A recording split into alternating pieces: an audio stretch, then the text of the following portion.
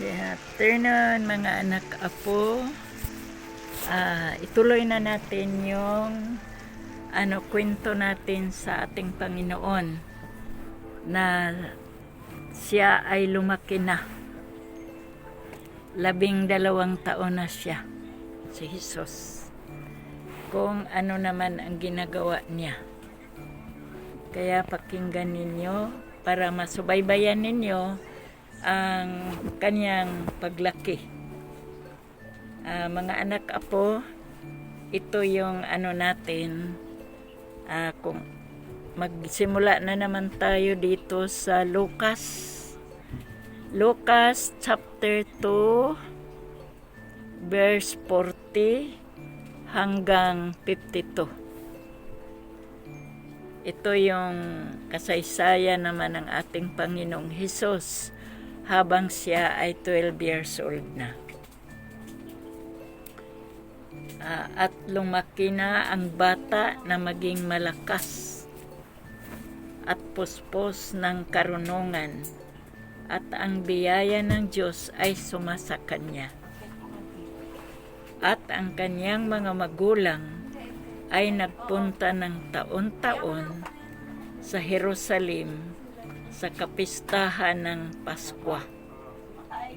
At nang siya ay maging 12 taon na, sila ay nagsiakyat ayon sa kaugalian ng kapistahan. At nang kanilang naganap na ang araw sa kanilang pagbalik, ang batang si Jesus ay naiwan sa Jerusalem, at yaon ay hindi nalalaman ng kanyang mga magulang. Ngunit sa pag-aakala nilang siya ay nasa kasamahan, sila ay nagpatuloy ng isang araw na paglalakbay, at siya ay hinanap nila sa kanilang mga kamag-anak at mga kakilala.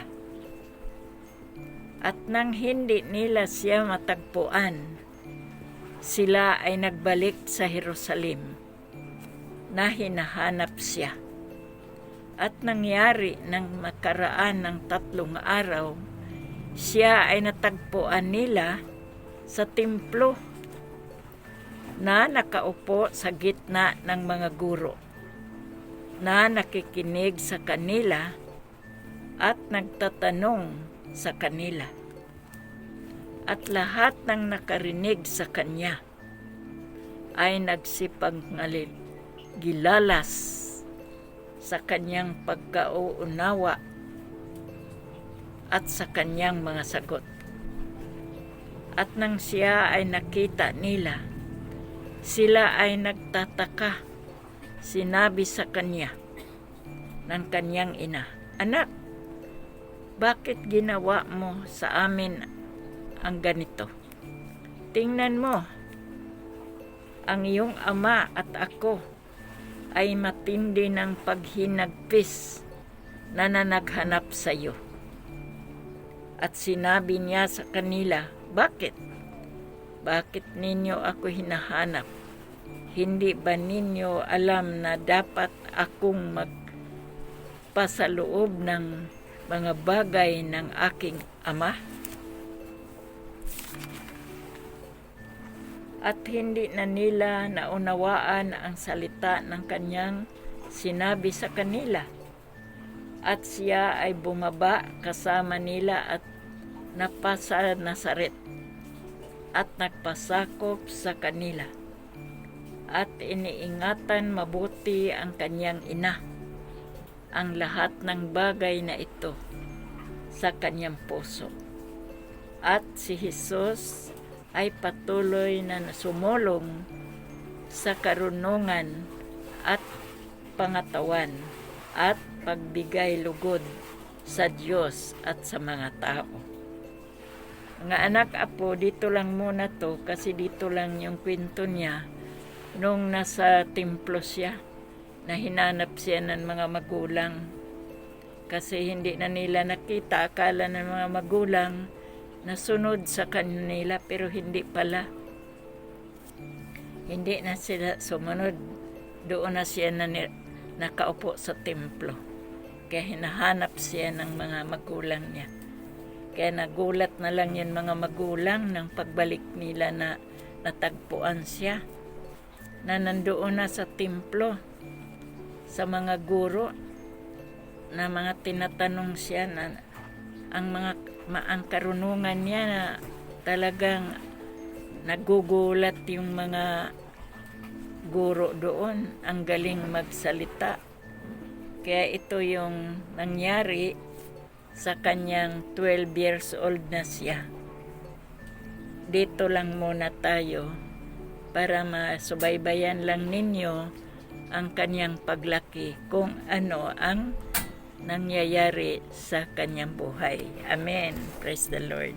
Salamat sa inyo mga anak kaapo na kayo ay patuloy pa nakikinig at pasalamat Panginoon na yung bagyo medyo humina na at manalangin pa rin tayo na hindi na bumalik at ilihis na ng Panginoon ang mga bagyo na ito, na hindi na tayo maapektuhan, na marami nang naapektuhan ng mga lugar na sila ay kawawa.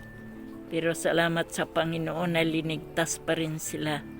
Kaya magtiwala lang tayo sa ating Panginoon at tayo ay umaasa lang sa Kanya sa ating kaligtasan, na hindi tayo mapahamak sa mga kalamidad na ito.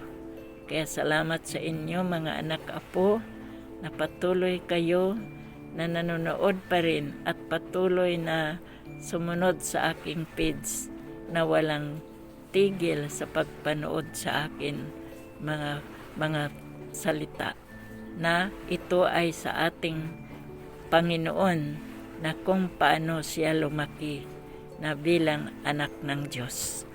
Purihin natin ang Panginoon at salamat sa inyong lahat. Shout out. Amen. Ingatan kayo nawa ng ating Panginoon na lagi lang tayo manalangin na ang mga kalamidad na ito ay malihis na. Praise the Lord. Hallelujah. Amen.